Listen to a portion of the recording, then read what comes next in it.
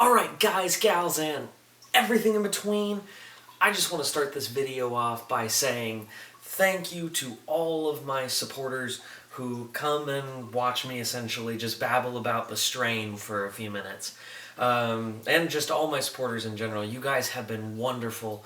I'm so happy to have you guys here watching just what I love to do. I mean, this is my thing I look forward to day in and day out. And so when I get nervous throughout the year, when something like The Strain, goes off air, and I'm like, oh man, what if are they gonna come back and watch it? And you guys did, and I'm so happy you guys came back and watched it. So thank you guys. I love all of you. I mean, you're some of my favorite people in the world, and it's amazing to get messages and stuff from you guys saying like that you love what I do.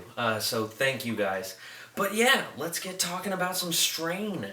Episode 2 of Season 2 of The Strain kicked off, and I must say, this is a really, really well-balanced episode. It's a little bit slower paced, but it's a really well-rounded episode. And that's what I love, because we start off and Eichhorst immediately lays into it. The Master is going to need to make some changes soon, and he's about to, and we see Gabriel Bolivar is back. So Bolivar is back for season 2, and he's becoming one of the beacon people. So he's one of the main vampire menaces. We still don't know why in the world the Master picked Gabriel Bolivar, of all of them, to be his sort of right-hand man, if you will. But still, I must say, he looks creepy enough. And then we got introduced to the Feelers. Now, the Feelers were great. They reminded me of human vampire crab people.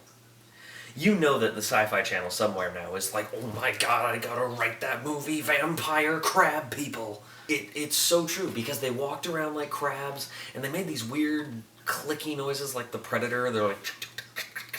That's a really terrible impression, but I digress. I really, really like that we have these almost like different classes of vampire. You have like the main menace, and you have these weird vampire crab people, and then you have like the deacons or the beacons, whatever you want to call them, these main people in charge, like Eichhorst, and we got Gabriel Bolivar and the Master.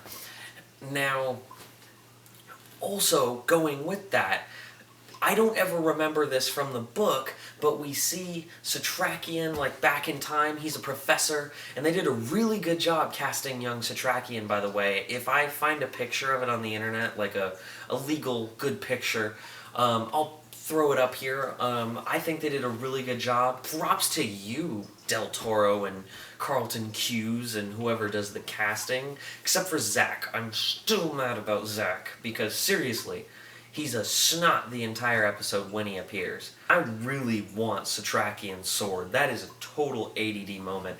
I really want Satrakian's sword. Anyways, if I get Satrakian's sword, I'll show you guys on here. You have my word. Then we, of course, cut to Fett, who's trying to clear the blocks, and this was the part of the episode that's bittersweet for me, because, I mean, the episode is intense, where they're showing them like looking through the vampires and all of that, and they're looking, they find them, and they fight them in like that shower hall area. That was awesome, and it was intense, and like they're trying to lure them in different directions, and they throw the grenades, and like as the grenades go off, they're like, as their faces are melting, they sit there and they just start slashing away at them, and it's so cool, and it's visually incredible. Like, just the color schemes in The Strain. That's another thing I want to point out. The Strain is so good with color schemes. With, like, just even in the same set, like, different colors.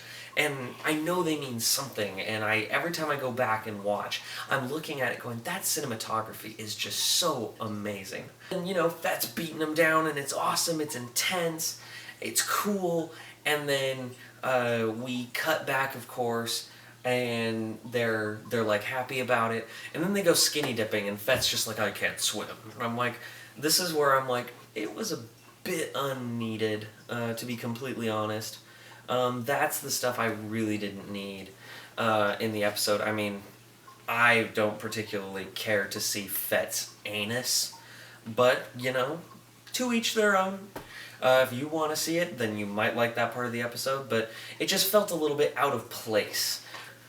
The last segment of this episode, really, was the whole F looking for a cure with Nora. And you can see that F and them are down on their luck. And this is one of the most meaty, good parts of the episode to me. In my opinion, I think it's one of the best. Is because they have that elderly couple from the last episode, and you just see them together as like an older couple, and they know they're gonna die that day, and just some of those moments are so touching and powerful to watch that I couldn't help but just I wanted them to be cured. And they're looking through viruses and nothing's working, as F describes it as a bulletproof virus. You just cannot stop this thing. And so then they're looking through and babbly science stuff that is well beyond me. Something about amino acids, they might be able to treat it.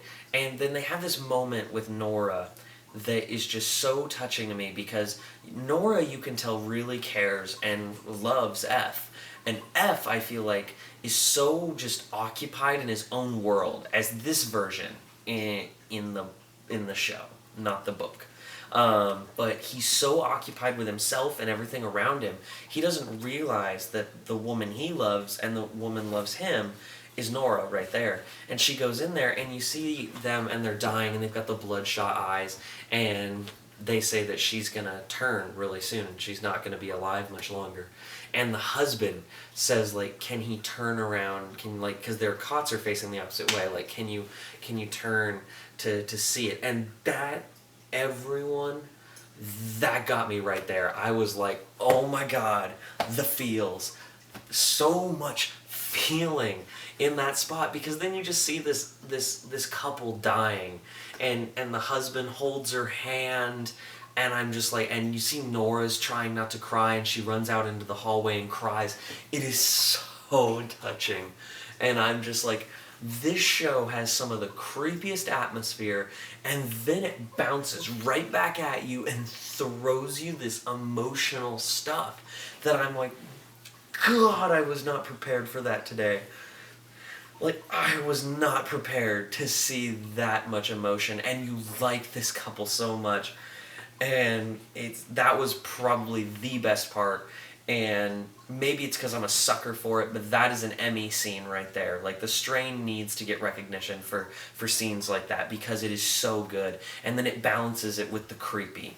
Zach is still there, and anytime he's in the scene, he's being a dick, and I can't help but go, the Zach in season 1 wouldn't have done that, and that happens to me a lot. So I'm just going to stray away from it for now, because I don't want to hate on some, 11-year-old kid this entire, series. So I'm just going to set that aside for now, unless he does something especially piss-off-worthy. Then the final act was Satrakian being awesome. Aldrich over at the Stoneheart Corporation saying, I'm going to bring you down. We created this problem together. Because Satrakian feels really conflicted. Like, you would too if you've been looking for so long for all this vampire stuff, and all of a sudden you don't necessarily know the answer.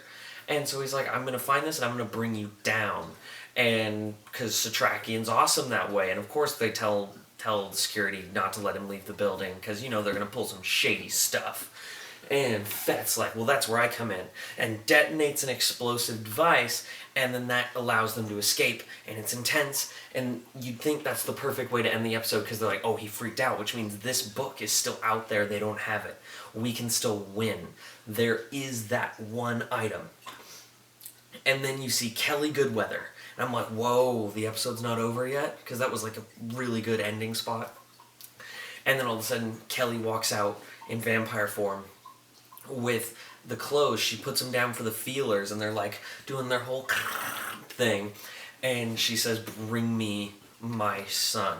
And I'm just like, oh my god, it's going down. And I love how this season hit the ground running. Because a lot of television shows, they'll give you that first episode to hook you, and then just kind of okay, kind of thing. This doesn't do that. I mean, we were like, okay, we're back into this world, and now you're like, you guys know the drill. Boom. And that is so crazy and awesome, and I love it. And I can't wait to talk more about these episodes for you. I mean, I know what happens, but I feel like this show's going to transition quite a bit towards the end, and you guys all should go out and convince as many friends as possible to watch this show as it happens, because it's going to be a big event, especially when we get towards the finale, because it's going to be nuts. And you can just see all the coils winding up and getting ready to unsnap. And I hope you guys enjoy it. I know I love it. Okay, guys, gals, and everything in between. For now, I love you guys. Thank you so much for supporting these videos. If you have other Strain friends and stuff, feel free to share this video around, of course. If you're new to the channel, welcome. I welcome all. Don't forget to like and subscribe then. And please, guys, thank you so much for the support. You guys go out, have fun, watch this video, share it, eat Swiss cheese, whatever it is you all do. And until next time, see you later.